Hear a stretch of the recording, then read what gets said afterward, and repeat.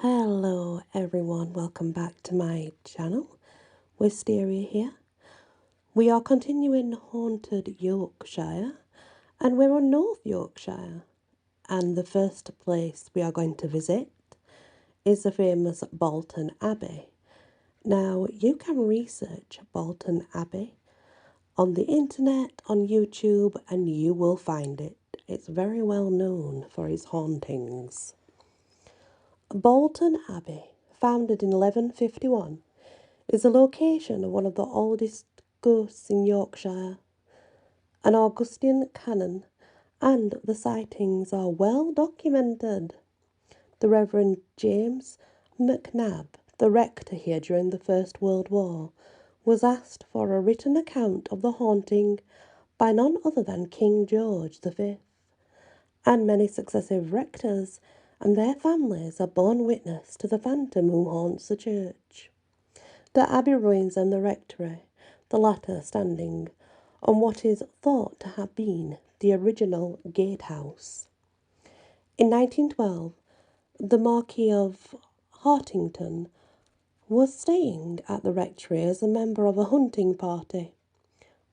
Was one of the first known people to have seen the apparition of a bright-eyed elderly man of around 65 years of age, dressed in a long robe with a tall pointed hood. The figure gave the impression of being as solid as you or I, not transparent like some ghosts, and appeared at close range to the Marquis on the landing outside his room at night. So normal-looking was he that later sightings of the man have often been assumed him to be a modern-day clergyman, except that he suddenly just vanishes.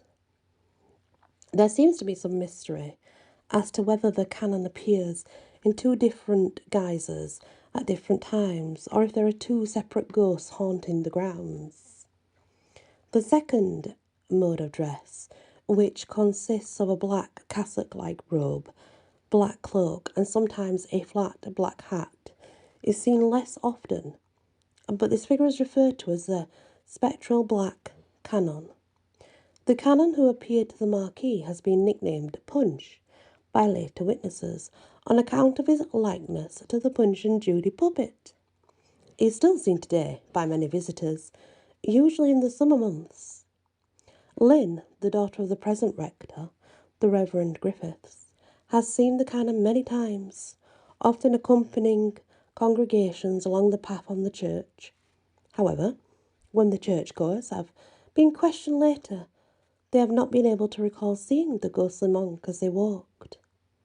A strange phenomenon indeed, that a ghost can appear in close proximity to a group of people, and the only person to see it is someone standing at a distance, while those nearby are completely unaware of it. The canon is, more often than not, seen walking peacefully amongst the ruins. On one occasion, he was run over by a visiting truck driver who was reversing his vehicle into the rectory's driveway. The rector witnessed the incident out of his bathroom window and, convinced that he had seen a real person, rushed down to inform the driver about what he had done. He'd run someone over. Obviously, it's going to help. The two men hurriedly checked everywhere beneath the lorry, and of course, there was no sign of anyone nor a monk anywhere. Mary, the rector's wife, had several guests have spotted the canon in many different places throughout the rectory. He's never frightening, just a peaceful, smiling spirit who seems happy to be there. She's convinced, however, that there is more than one ghost, all with a religious connection. She refers to them as Holy Fathers, and all dating from different periods in the abbey's history. One day, she even saw two figures walking together across the very room in the rectory in which she was sitting, and they vanished through the wall at a point where it is 7 feet thick. Ghostly figures have also made occasional appearances in the old choir section of the church, not to mention the sound of an unseen choir singing, and the faint strains of organ music have been heard from outside the church when the building is locked up and the only key is firmly in the rector's pocket. And that's good old Bolton Abbey. Definitely a place people like to go and check out. Yes, there's ruins, but it's somewhere that's definitely interested many people. So then we head over to Escrick, and I've never heard of this place, but then again, I'm not from North Yorkshire, I'm South Yorkshire. But then again, if you look at me on a map, I'm actually centre, but hey ho. A female phantom, or rather her top half, causes quite a stir when she appears to male staff and guests, often late at night, at the 19th century parsonage country house hotel at Escrick near York. The former country residence of the Vicar of Escrick has a long and interesting history, though the identity of the ghost remains a mystery. One of the most spectacular sightings was reported in August 1998 and occurred in the hotel grounds in broad daylight during a private party. Hotel porter Wilf Bellamy described the ghost as literally floating right across the garden and straight through the guests. However, only the men saw her, said Mr. Bellamy. It was funny to see all them just standing there with their mouths gaping open, while the women, well, they carried on as usual. That's very interesting indeed. Interesting tale. And, that's really odd, isn't it? That all the men saw her, but the women did not. I find that very interesting. So now we are heading over to Malton. The ghost of a hooded old man haunts the 200-year-old Blue Ball pub at Malton.